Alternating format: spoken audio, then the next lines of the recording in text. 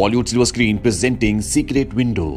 Movie का start होता है एक मोटेल के बाहर का सीन दिखाते हुए, जहां हम एक आदमी मौत रेनी को देखते हैं। काफी रात होती है, बर्फबारी हो रही होती है। रेनी अपनी गाड़ी में काफी परेशान होता है क्योंकि उसे कोई शक यानी डाउट यहाँ पर खींच कर लाया है। उसे बार बार ऐसा लग रहा होता है कि उसकी वाइफ उसे चीट कर रही है। वो खुद को रोकने की कोशिश करता है कि अंदर ना जाए, लेकिन वो ऐसा नहीं कर पाता। वो अंदर जाता और की से उस रूम को खोल देता है जिसमें उसकी वाइफ और उसका दोस्त होते हैं। रेनी चिल्लाने लगता है और वहां से दूर चला जाता है।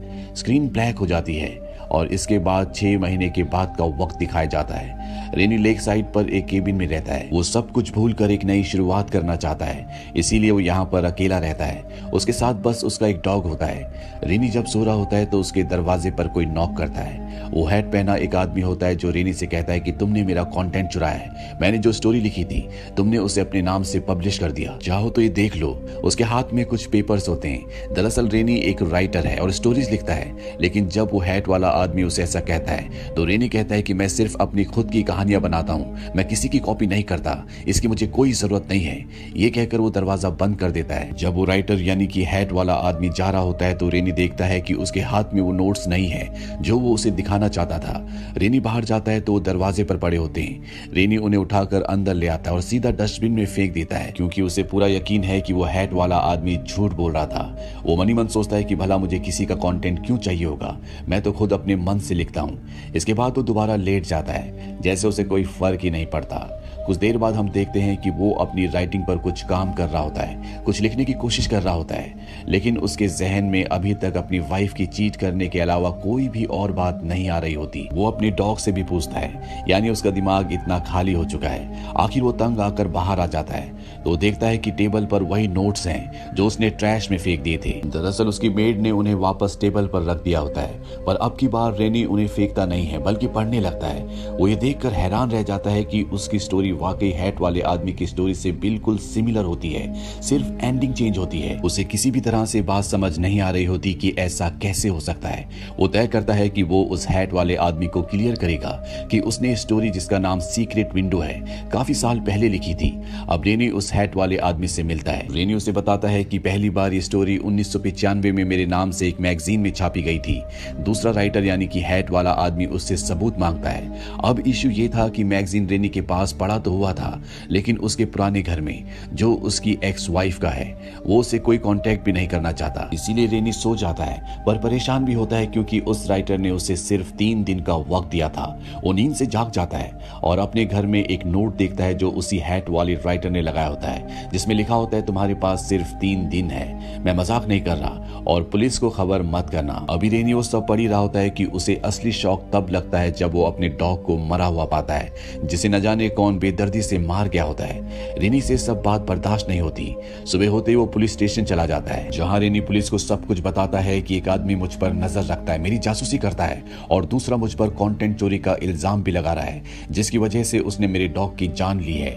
लेकिन यहाँ रेनी श्योर नहीं होता कि वाकई वही राइटर वो है जिसने उसके डॉग को मारा है। उस राइटर के मना करने के बावजूद रेनी पुलिस के पास गया। अब न जाने उसे क्या फेस करने को मिलता है। वहां से रेनी वो मैगजीन लेने अपनी एक्स वाइफ के घर जाता है ताकि जल्द से जल्द वो उस आदमी को दिखा सके, लेकिन वो देखता है कि उसकी एक्स वाइफ अपने नए फियांसे के साथ कहीं जा रही है। ये देखकर रेनी उससे बात भी नहीं करता और गाड़ी से वापस अपने केबिन की तरफ यानी घर की तरफ आ जाता है। जब वो घर पहुंचता है तो देखता है कि वहां पर पुलिस ऑफिसर होता है जो उससे इन्वेस्टिगेशन करने के लिए आया होता है। वो रेनी से पूछता है क्या तुम्हें अपने आसपास कभी कोई और दिखता है।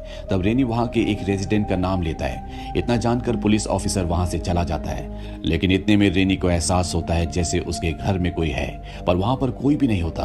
कुछ ही देर बाद वहां पर वो दूसरा राइटर आ जाता है। वो रेनी को ताना देने लगता है क्या तुमने मेरी स्टोरी का एंड देखा है, वो कहीं से भी उस पर सूट नहीं करता, तुमने मेरी अच्छी खासी कहानी को खराब कर दिया।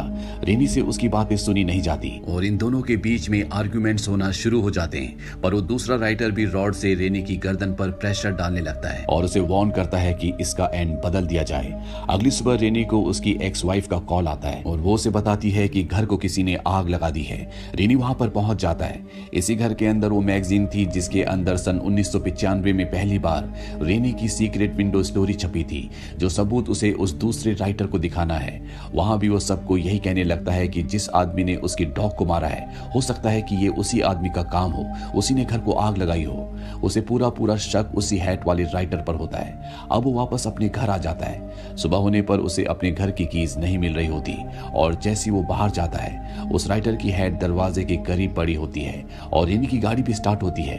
वो काफी हैरान हो जाता है कि ये सब अपने आप कैसे हो गया, या वो दूसरा राइटर ऐसा क्यों कर रहा है। अब रेनी वहां से निकल जाता है। रास्ते में उसे अपनी एक्स वाइफ का फियांसे दिखाई देता है, जो कि एक फ्यूल स्टेशन पर होता है। रेनी को लगता है कि जैसे वो उसका पीछा कर रहा है, लेकिन वो उसे बताता है कि मैं तो दूसरी तरफ से आया हूँ। वो रेनी को डाइवोर्स पेपर देता है और कहता है कि तुम इस पर साइन कर दो, हम जल्दी शादी करने वाले हैं। रेनी को गुस्सा आ जाता है और वो डाइवोर्स पेपर्स पर साइन किए बिना वहां से घर वापस आ जाता है। अब उसे वही राइटर मिलने के लिए बुलाता है। रेनी काफी थका होता है पर फिर भी वहां पर जाता है, लेकिन वहां तो राइटर होता ही नहीं बल्कि पुलिस वालों की डेड बॉडीज होती है। देखकर रेनी डर जाता है और बेहोश हो जाता है। आंख खुलने पर वो दूसरा राइटर उसके सामने होता है।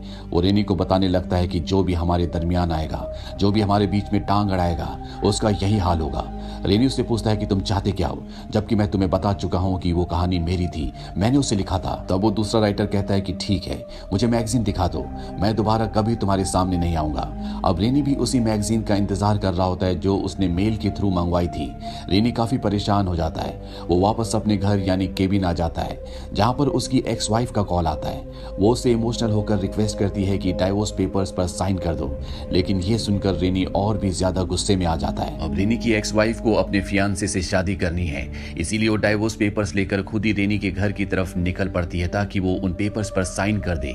वहीं दूसरी तरफ रेनी को एक मेल रिसीव होती है जिसके अंदर मैगजीन है, पर मैगजीन देखकर वो हैरान हो जाता है क्योंकि मैगजीन के पन्ने पूरी तरह से फटे हुए होते हैं और मेल का पार्सल भी खुला हुआ था।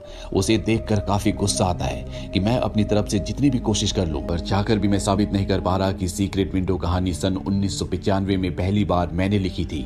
अब उसे वहां पर अपने केबिन में जो राइटर की हैट मिली थी वो उसे पहन लेता है। वो खुद से बातें करने लगता है और शीशे में देखकर खुद को उस राइटर के तौर पर देखता है। वो यहाँ काफी खतरनाक लग रहा होता है। दरअसल वो दूसरा राइटर जो हैट पहन के उसके पास आया था, जिसने क्लेम किया था कि सीक्रेट विंडो कहानी उसकी है, दरअसल ऐसा कोई आदमी होता ही नहीं।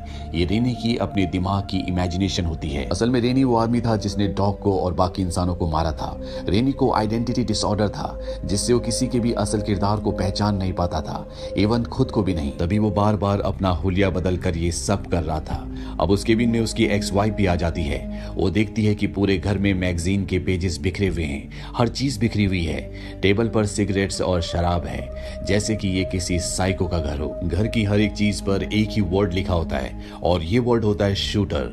रेनी की एक्स वाइफ समझ जाती है कि रेनी वो आदमी है जो खुद के अपने घर में और घर के बाहर डर फैला रहा है। और तभी दरवाजा अपने आप ही बंद हो जाता है। दरवाजे के पीछे रेनी होता है जिसने अभी भी हैट पहनी होती है। इस वक्त वो बहुत ही भयानक लग रहा होता है। रेनी की एक्स वाइफ भागने लगती है, लेकिन रेनी उसका पीछा करता है और उसके पांव को स्क्रू ड्राइवर से स्टैब करके जख्मी कर देता है। पर फिर भी वो पीछे के दरवाजे से बाहर आ जाती है, लेकिन उसका सर एक पत्थर से टकराता है। वो काफी तकलीफ में होती है, लेकिन रेनी को उस पर तरस नहीं आता और अब वो उसकी जान लेने के लिए उसकी तरफ बढ़ता है। उसके हाथ में शॉवेल होता है जिससे वो अपनी एक्स वाइफ को मारने वाला है, पर तभी वहां पर उसकी एक्स वाइफ का फियांसे आ जाता है। पर रेनी उसके फियांसे को उसी शॉवेल से मार देता है।